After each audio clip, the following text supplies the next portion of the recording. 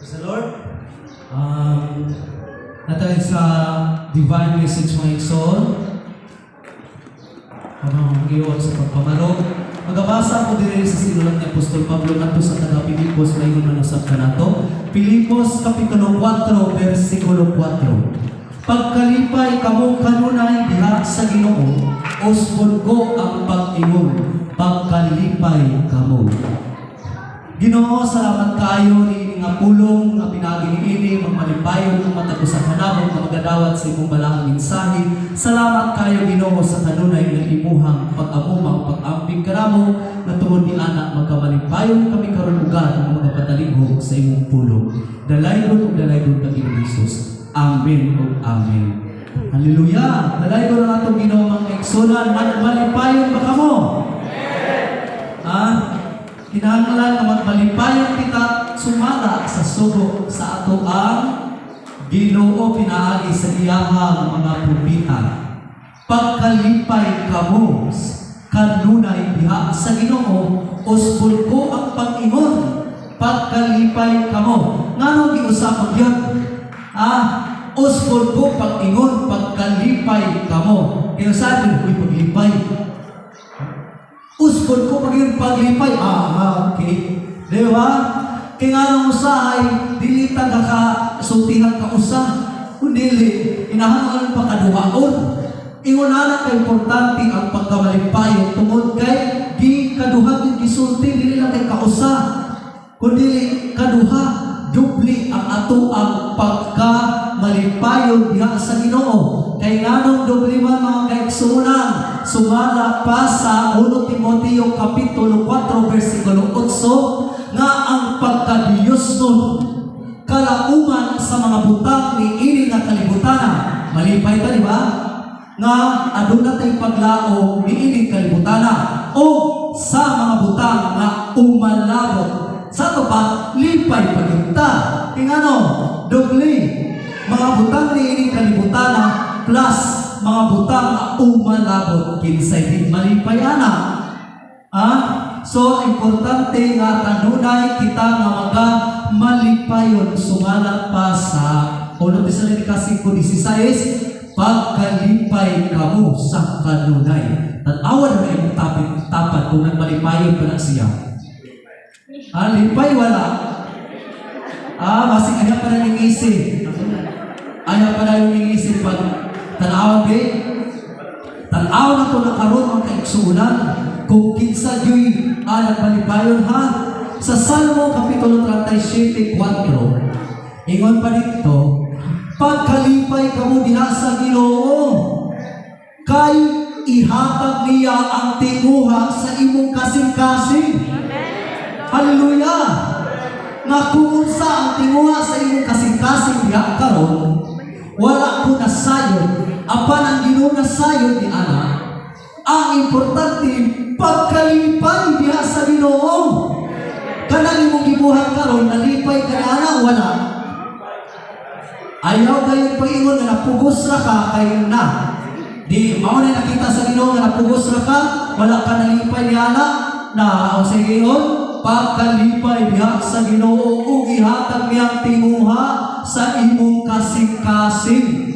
Ang importante, magmalipayon kita. Kaganina sa ato ang Bible study, spiritual sacrifice.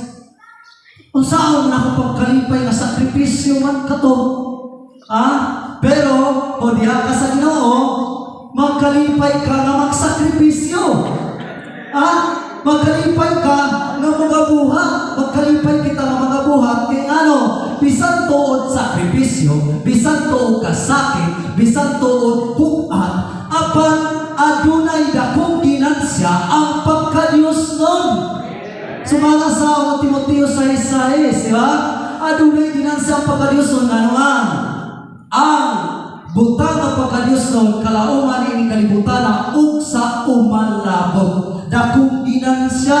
Kay ikaw Kristohanon karon, kita nga Kristohanon karon, di na tagainom sa makahubog.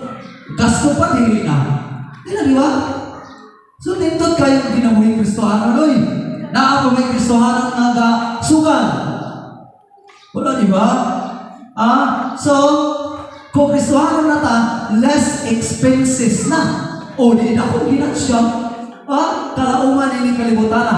Plus, kalauman sa mabutan nga umalabot. Nindot kayo ginabuhi Kristohanon, paganina lagi. Tatuwa ang shorting sorter, Brother Abraham. Dako kay ginansa nagmalipayon siya sugad sa iyang pag-alagad ang uban nagbuol. Pero kung ato masabtan ang kinabuhi Kristohanon, dako kaayo ginansya o kay nabatunan nato ang pulong sa Ginoo. Hinumduman nato ang pulong mauli tinugdan sa tanan. Sa sinugdan man ang pulong uban sa Dios o Dios ang pulong. Ano sa Henesis 1:1 sa sinugdan ibuhat sa Dios ang mga langit o ang yuta. Ang tanan nato makita mga kaigsuonan. Tinugdan nga ang tanan ang pulong nga mao ang ato ang Dios. O ang Dios nga nagbuhat sa langit o sa yuta, nagbuhat kanimo o kanato, mao ang Dios nga atong gialagaran. O aniya sa dili karon kauban kanato, nagamalipayon nga nagasud-og kanato. Mao nga kini ato ginabuhat, sakripisyo ni, pero adunay dakong ginansya nga angay ug tapos nato ikalipay diha sa Ginoo. Hallelujah. Diba? So, nindot kayo sa Jeremias 15:16 nga nakaplagan ko ang pulong, ang Diyos ang pulong, ginakaon ko sila, ako nagakalipay nagmaya sa diha nga nakakaon, nalipay nagmaya. Ikaw Exodia, panahon sa fasting, marang gusto i-smile, igutom man. Pero pag makakaon na, smile na yun. Lipay na yun, pinakakaon na. Pagutomon, sakuton. Pag nakakaon na, smile na naman. Lipay na kayo nakakaon na, di ba? Ingon palagi, ang gining kuhan, pinakasakit ba yan ang break up? Pero pinakakalipay na break na mag-break sa fasting. Excited kayo mag-break, pero kung break up sa relasyon, sakit. Pero pag mag-break sa fasting, excited mag-break. Kay makakaon na. So, yun na nagkamo sa Espirituhanon. Jeremias 15:16, pagkakaon nga Espirituhanon na makapulong sa Ginoo, gakalipay kita o magmaya kita. Mahibalungan na ito karon ang usa ka tawo nga kanunay gakaon sa pulong sa Ginoo. Kay kakalipay ka na. Kay kaon man siya sa pulong sa Ginoo. Mahibalungan na ito ang tawo nga kanunay kabasa Biblia, kanunay gakaon sa pulong sa Ginoo, kay kakalipay sila. So, hinumduman na ito, kung kanunay kita magbasa sa Biblia mga kaigsunan, ang Biblia, 2/3 of the Bible is God's promises.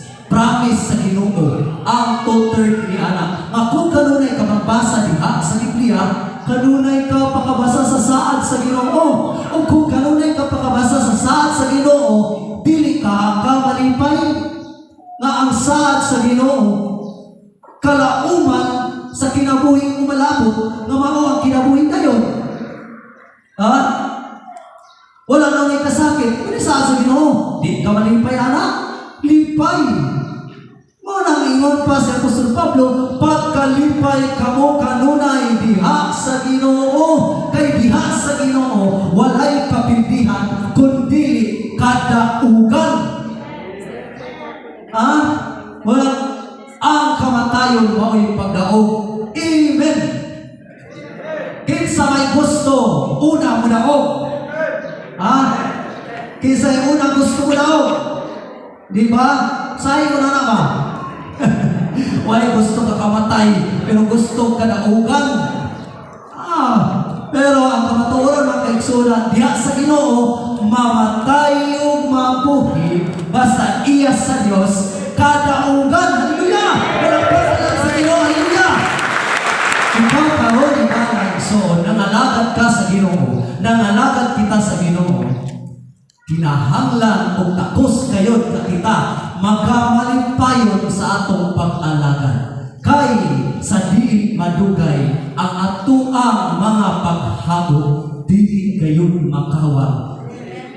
Makaani kita sa mga buta na atong pagabuhaton, ug nindot kayo ang saad sa atong Ginoo. Nindot kayo ang promise sa atong Ginoo. Hibaloi igsoon, bisan unsa ang imong gisakubang karon diha, problema, pagsulay, kagulan, kabalaka, adunay paglaom na kapaabot kanimo. Ingon anak kanindot ang kinabuhing Kristohano. Bisan sa kalisod, kauban nato ang Ginoo. Diha sa imong problema, kauban nato ang Ginoo.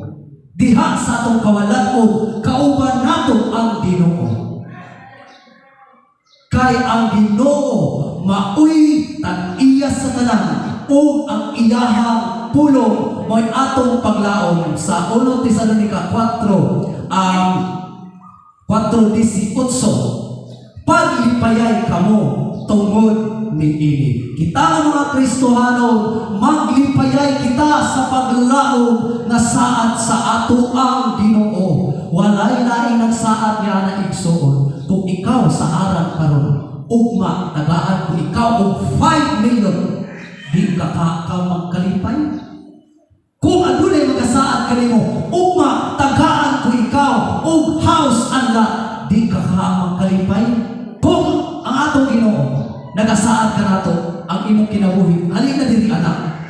Ako magauban kanimo hangtod sa walay katapusan. Pahiran ko ang imong luha. Wala na'y kasakit, wala na'y kagulan. Dili ka takos na magkalipay ka, kita, samtang mga lagad kita, nga naay kapaabot ka nato masaad sa Ginoo. Inumduman nato mga kaigsunan, ang saad sa itong Ginoo, walay pagkapakyas. Focus on God's promises. Kung ano naman galing mga kabalaan sa kinabuhi, huna-hunaan lang ang saad sa Ginoo.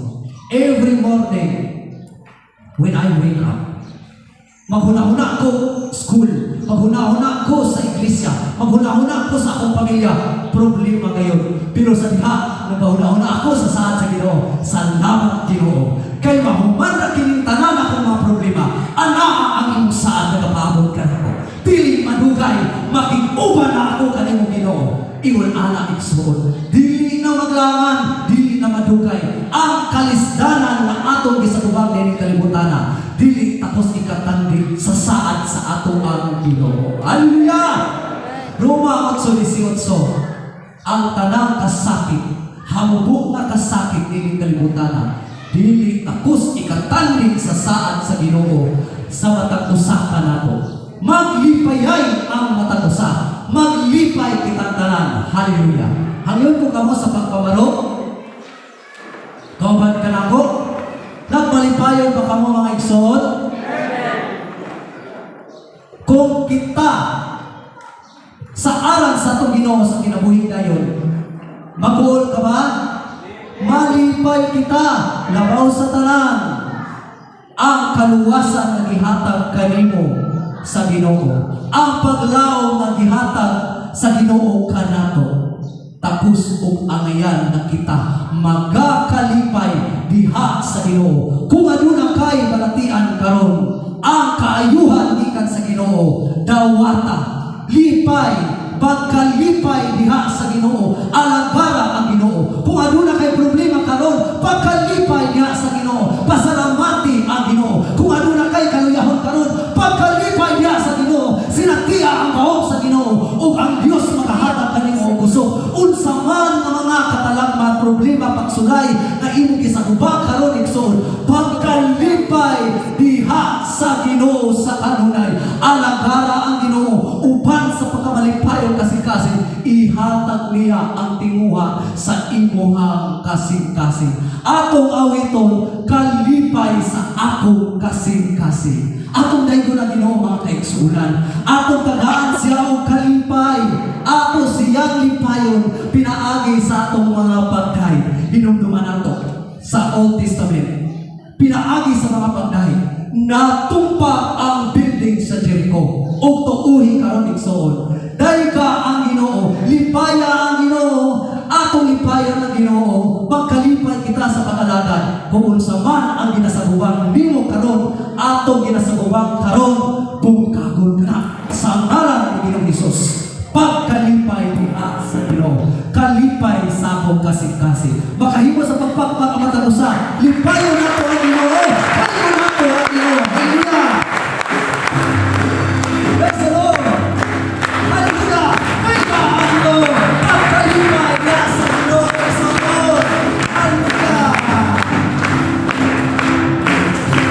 Sa akong kasing-kasing,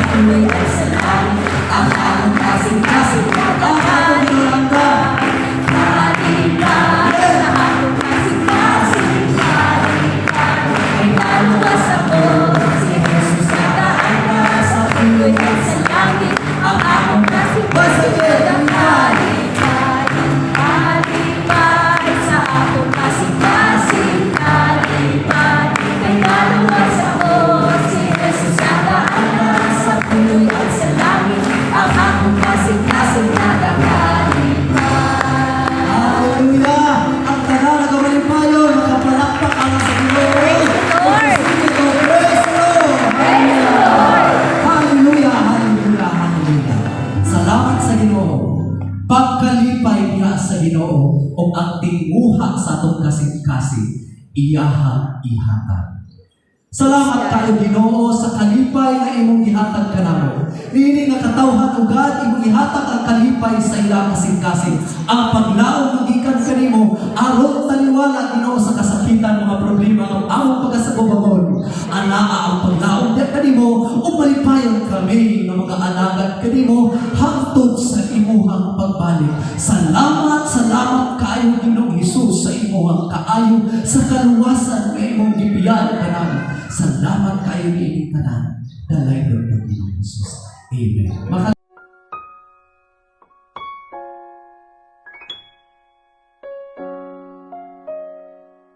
Hi, thank you so much for watching my video, and I'd like to invite you to please come, join, and fellowship with us here in Dawangan Theological Seminary and every Sunday at 8:30 in the morning. Together, let us praise and worship our Lord God Jesus Christ. Once again, I am your pastor, Brother Jones, at your service. I'm happy to serve you. God bless, and I'd like to say, Emmanuel, God with us.